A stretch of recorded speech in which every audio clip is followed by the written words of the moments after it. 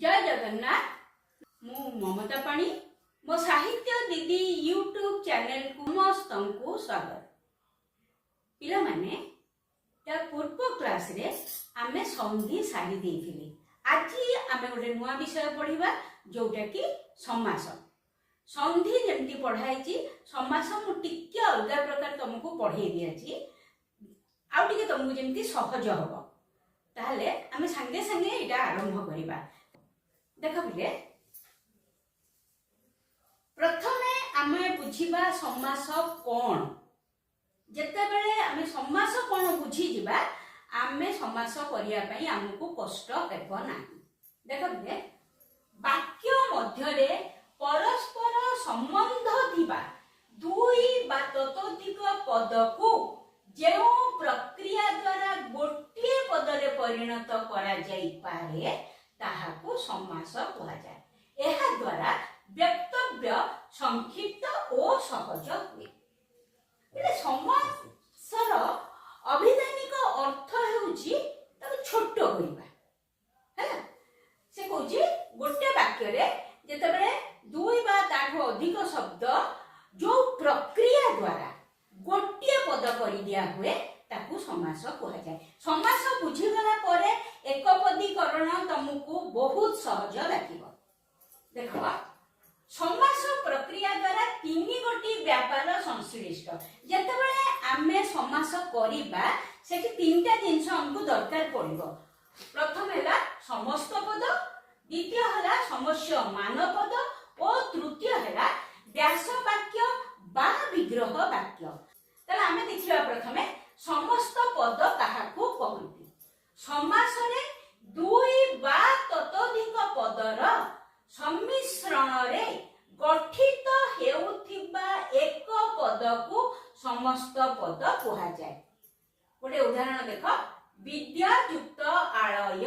Eighty दीटा शब्द अछि बा दीटा पद अछि। से दीटा तले मिसिकि गोटे पद होची विद्यालय। एथिरे विद्यालय होची समस्त पद कारण एई दीटा जाक पद मिसिकिरी एई पदटी हेची विद्यालय। तेणु विद्यालय होची समस्त पद बा समास निष्पन्न पद। तापरे आसीला समस्य मान पद।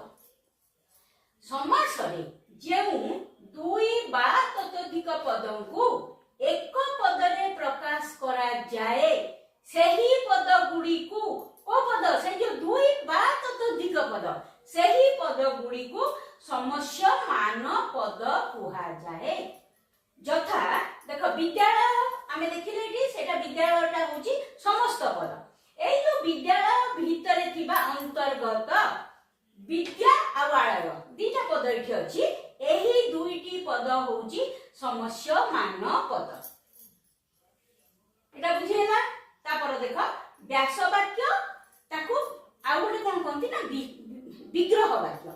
व्यास वाक्य बा विग्रह वाक्य जो वाक्य बा वाक्यांश द्वारा समास अंतर्भुक्त समस्य मान पद गुड़िक मध्य रे थिबा संबंध बा संपर्क एका जिंस प्रकाशित हुए ताहाकू व्यास वाक्य बा विग्रह वाक्य कहंती।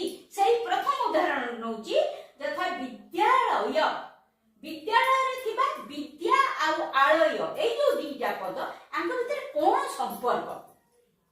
एही दुईटी समस्यमान पद मध्य रे थिबा संपर्क को देखाई अर्थ को स्पष्ट करिबा पई विद्या पदटी सहित र विभक्ति जोग करा हेछि।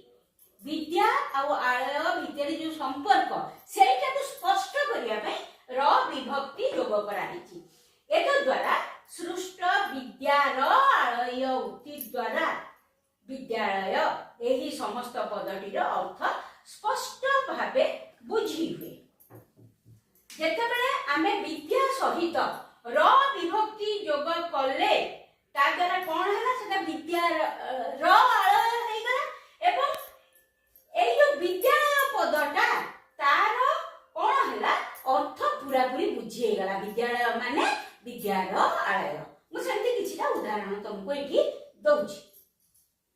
देखो प्रथमटा होची समस्त पद ताको कहती एक पद बा समास निष्पन्न पद समास निष्पन्न पद देख जेतबे ता पाखडा देख समस्य मान पद ता परटा हला व्यास वाक्य बा विग्रह वाक्य समास सहित एई तीनोटी जिनिस जोड़ी हिकी अछि एई तीनोटी जिनिस नथिले समास हेई परिबो नाही देख प्रथम हला समस्त पद गोठ खंडिया को शब्द मिसिकी गोठ खंडिया हला ना गोठ युक्त खंडिया तापर कोन हला व्यास वाक्य कोन होबो गोठ आ खंडिया भीतर संपर्क केमति हम जानबा ना गोठ रु खंडिया तापर गोटे उदाहरण देखो नीलाकाश को दिटा शब्द मिसिकी ए समस्त पद हिची नील युक्त आकाश हला नील आउ आकाश ये दुईटी भीतर संपर्क कोन ना नील अटे आकाश एटा हला व्यास वाक्य बा विग्रह वाक्य तापर देखो नव रत्न दिटा शब्द मिसी नव युक्त रत्न नव रत्न समस्य मान पद नव रत्न हला समस्त पद तापरे व्यास वाक्य कोन हला नव रत्न रो समाहार आगुरी देख शोकाग्नि शोक युक्त अग्नि व्यास वाक्य हला शोक रूपक अग्नि तापरे देख उपवन उपयुक्त वन वनर सदृश देख ए जो उदाहरण मु देली ए अनुसार ही तमे लिखिबो एमती लिखिबो पिले देख आमे जो समास एबे पढिले जहा मु बुझेइली समास बाबद रे तुमको से समास को 6 भाग कराइछि 6 भाग रे विभक्त कराइछि सेउडा कोन प्रथम हैला द्वंद्व समास 2 रे द्विगु समास 3 रे कर्मधारय समास 4 रे तत्पुरुष समास 5 रे अवयभाव समास 6 बहुव्रीहि समास ए जो समास को जो 6 भाग कराइछि मु तुमको यार संज्ञा कहिबी नाही ताद्वारा कोन होची तमरो अधिक समय नष्ट होइबो तेना तमर जो टाइप रो क्वेश्चन पडुची सेही टाइप रो ही मु तुमको कर दे मु सब तक समास कवर करबी तमे देखो एबे जो क्वेश्चन हम आलोचना कले सेथिरु विभिन्न प्रकार समास रो मिसेई गिरी पकेजी तो एठी मु सब तक समास रो किछि किछि लेखिबी एवं तार समस्त पद मु व्यास वाक्य लेखिबी समस्त पद भी लेखिबी तमने जो टाइप रो क्वेश्चन आसुची सेमिति हेले कोन होबा तमे यदि एतिकी मने रखि दबो ता हेले तमरो हेइ जिवो वर्तमान आमे आलोचना करबा आलोचना ने केवल मु तुमको कहिबी को टाइप रो क्वेश्चन आसीबो द्वंद्व समास तार केमिति क्वेश्चन आसीबो व्यास वाक्य एई पट गुडा को व्यास वाक्य एइटा समस्त पद देखो हरि ओ हर द्वंद्व समास रे प्राय ओ एवं थाए हरि ओ हर समस्त पद हला हरिहर पर ओ पर समस्त पद परस्पर जल ओ वायु जल वायु ओ उठिबो खाली भल ओ मंद भल मंद बेश ओ भूषा बेश भूषा घर ओ द्वार घर द्वार पिता ओ माता पिता माता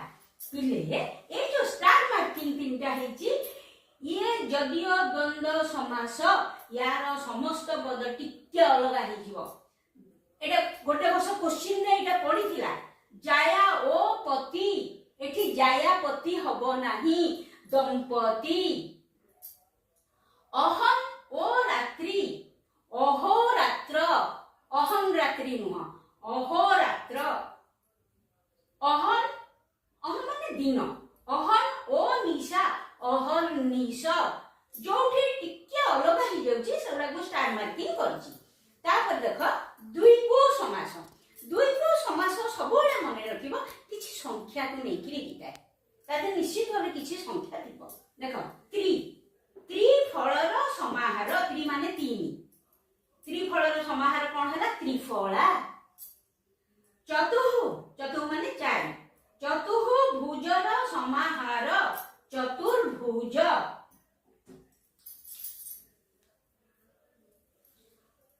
पंच अमृतर समाहार पंच माने 5 लिखिछि कि ब्रैकेट रो अर्थ पंचामृत पंचामृत शब्दटी तो समस्ते शुणिथिबो सप्त ऋषिंकर समाहार सप्तर्षि नवरत्नर समाहार नवरत्न शत अब्दर समाहार शताब्दी पंचवटर समाहार पंचवटी सप्त अहन्र समाहार सप्ताह चौ मुहाणर समाहार चौ मुहाणी तमर क्वेश्चन एमिति ही पड़िबो त्रिफलर समाहार तुमको से लिखिबार अछि समस्त पद होची तार त्रिफला बा जदि भी समस्त पद पड़ी गला एपटटा लिखिबो आ किछि नै आ कोनोसी प्रकार पड़िबोनी व्यास वाक्य पड़िबो समस्त पद लिखिबो बा समस्त पद पड़िबो व्यास वाक्य लिखिबो अच्छा हमें दीटा समास